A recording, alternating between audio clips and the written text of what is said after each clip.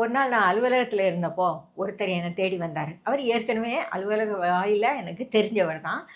அவர் வீட்ல நெறைய பிரச்சனைகள் உண்டு. அப்போ ஏதோ சில விஷயங்கள அவர் பேசிக்கிட்டே இருந்தாரு. அவர் வந்தது லஞ்ச் டைம். அவர் பார்க்க ரொம்ப டயர்டா இருந்தாரு. சாப்பிட்டீங்களான்னு கேட்டேன். சாப்பிட்டேன் அப்படின்னு சொன்னாரு. ஆனா எனக்கு அது உண்மைன்னு தோணல.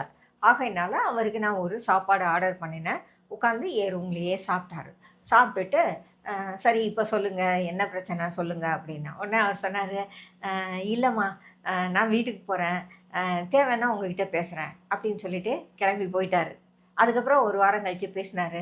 "அம்மா நான் 2 நாளா சாப்பிடாம அன்னைக்கு நான் சுத்திக்கிட்டு இருந்தேன். உங்க வீட்டுக்கு ரூமுக்கு வந்தப்போ எனக்கு அவ்வளவு ஃப்ரஸ்ட்ரேஷன் இருந்தது.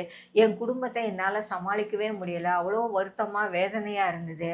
அதனால தான் உங்ககிட்ட பேசணும்னு வந்தேன். ஆனா நீங்க எனக்கு சாப்பாடு வாங்கி குடுத்தீங்க. நான் சாப்பிட்டு முடிஞ்சதும் எனக்கு ஏதோ புதுசா ஒரு தெம்பு வந்த மாதிரி இருந்தது. கொஞ்சம் நிதானமா யோசிச்சேன். சரி இன்னொரு தடவ வீட்ல இருக்கவங்க கிட்ட பேசி பார்ப்போமே! இன்னொரு தடவ நாம அவங்ககிட்ட பேசி முயற்சி பண்ணி பார்ப்போமே! ஒருவேள பிரச்சனைகள் வந்து முடியறதுக்கு வாய்ப்பு இருக்குன்னு தோணுச்சு.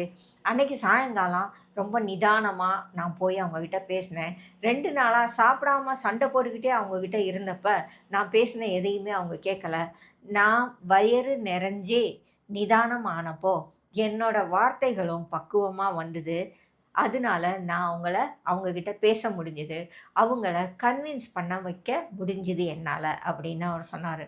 பல நேரங்கள்ல அ அதாவது கோவம் வந்துருச்சு அப்படின்னதும் நெறைய பேர் வந்து உடனே சாப்பிட மாட்டாங்க. அது எப்படி அவங்க சாப்பாட்ல அத காட்டுறாங்கன்னு எனக்கு தெரியல. கோபம் இல்லது வருத்தம் எதுவா இருந்தாலும், அத சரி பண்ணுறதுக்கு முதல்ல நம்ம மனசும், உடம்பும் பலமா இருக்கணும். தேவையான சக்தியோட இருந்தா மட்டும் தான் நம்மளால நிதானமா யோசிக்க முடியும். ஆகையினால பட்டினி போட்டு உங்களால எதையுமே சாதிக்க முடியாது. பட்டினி இருந்து உங்களால எதையுமே சாதிக்க முடியாது. ஏன்னா, பட்டினி ஆனதுமே நீங்க வந்து வீக் ஆயிடுவீங்க. உங்களால நிதானமா யோசிக்க முடியாது. நீங்க பட்னியா இருக்கிறீங்க, என்ன காரணத்தால அப்படிங்கிற ஒரு விஷயம் உங்களுக்குள்ள எரிச்சலா இருந்துகிட்டே இருக்கும். நல்லா சாப்பிடுங்க. நிதானமா யோசிங்க. தேவையான ரெஸ்ட் எடுங்க.